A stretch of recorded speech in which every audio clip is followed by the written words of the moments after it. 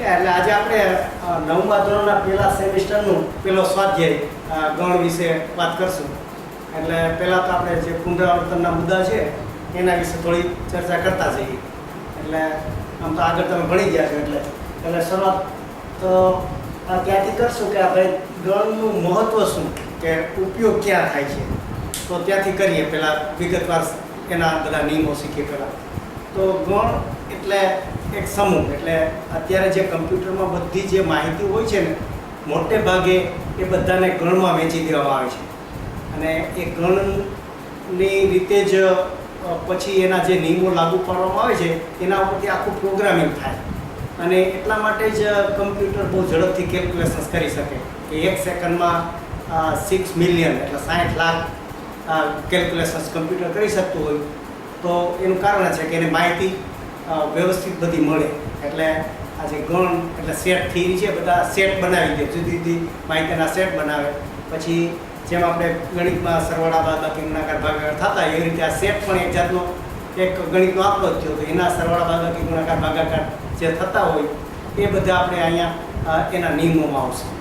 એટલે અહીંયા તો આપણે ચોપડીમાં ખાલી એમ કે 4-5 આંકડાનો જો આપ્યો હોય એટલે આપણે થાય કે આમાં તો શું મોટી વાત છે, પણ વ્યવહારમાં પ્રેક્ટિકલમાં હજારો લાખો નંબર હોય છે. કેમ કે મારે જે કામ કરવાનું હતું એમાં અમારે 4 લાખ સભ્યોનો ગણ બનાવવાનો હતો.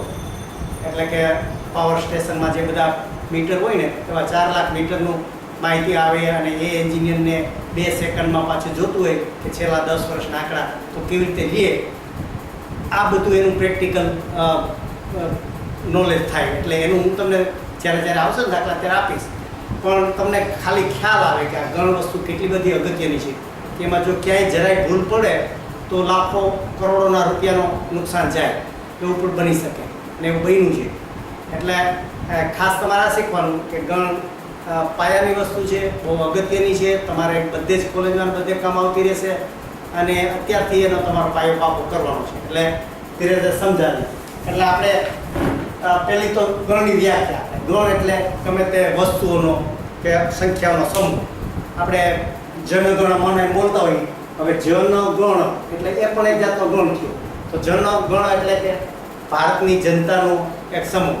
આપણે કેટલા 1 બિલિયન કેટલા છીએ આપણે 100 કરોડ. તો આ 100 કરોડનો એક ગણ થયો. એટલે આ ગણ એટલે સેટ.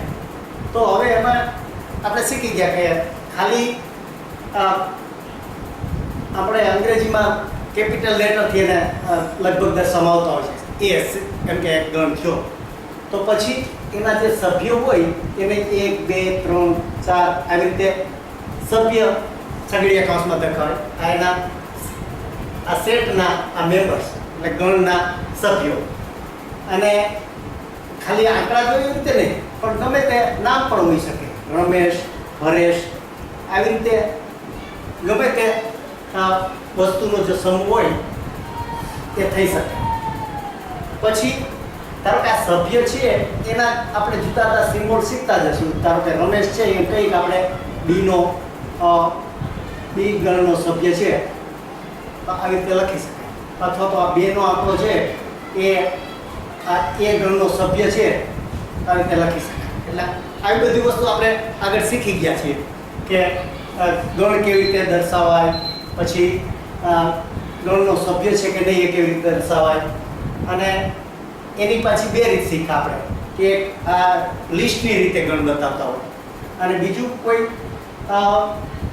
તમને ગુણધર્મની રીતે કહે છે કે ધારો કે આ x હોય એબીસીડીમાં તો x 5 થી નાની કુદરતી સંખ્યા છે એમ જો આવું વર્ણન કર્યું હોય તો પણ આપણે એને લિસ્ટની રીતે વિસ્તાર કરીએ તો આમ કહી શકીએ કે 5 થી નાની કઈ તો કઈ 1, 2, 3, 4. તો આ ગણ એના લિસ્ટમાં કરી દીધો. પણ આવી રીતે આપણે વ્યાખ્યામાં પણ ગુણધર્મની એટલે આ 2 રીતે ગુણ દર્શાવાય. આ લિસ્ટની રીતે અને આ ગુણધર્મની રીતે. એટલે એ પણ આપણે આગળ શીખી ગયા છે કે ગણને કેવી રીતે રજૂ કરી શકાય. હવે આપણે તમારા રિવિઝનમાં જે આપ્યા છે એક વસ્તુ એના ઉપર થોડી કોમેન્ટ કરતા જઈશું કે આ ગણ થયો પછી એમાં પ્રકાર કેટલા, તો એ પ્રકારની આ વાત આવે છે કે પેલી વસ્તુ એને કીધું કે ગણ એ સુનિશ્ચિત વસ્તુઓનો સમુદાય છે.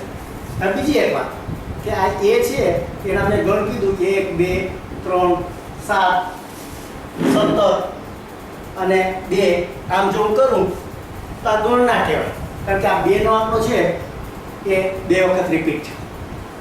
તો ગણમાં સંખ્યા રિપીટ ના થાય. ભલે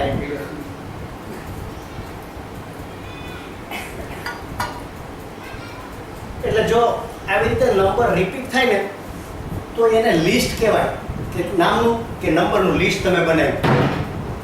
પણ જો રિપીટ ના થાય તો એ ગણ કહેવાય. લિસ્ટમાં નંબર રિપીટ થઈ શકે અને ગણમાં નંબર રિપીટ ન થાય. આ વસ્તુ એક તફાવત.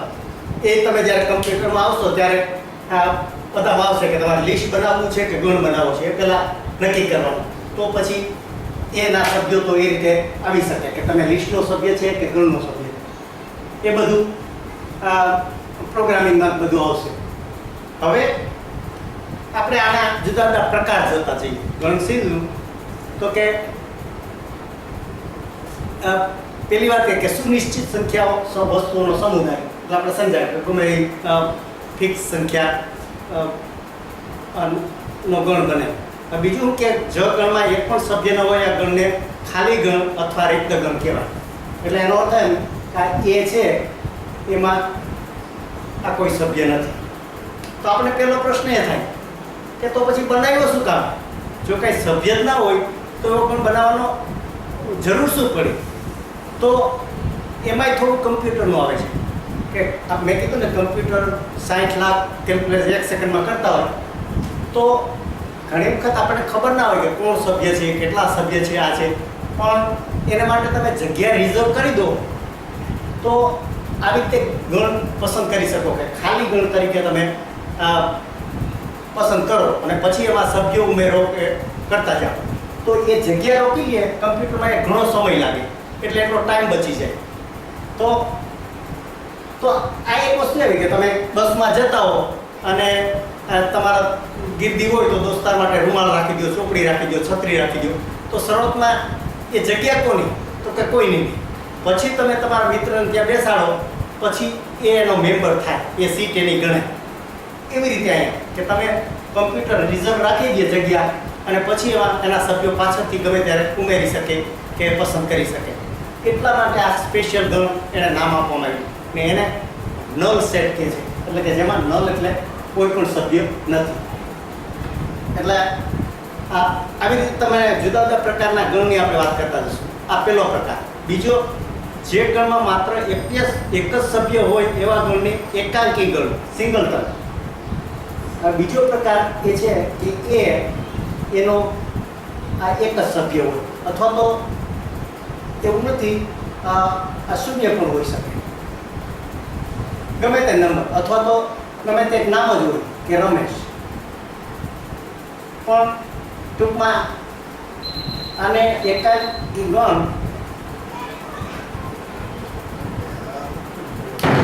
એટલે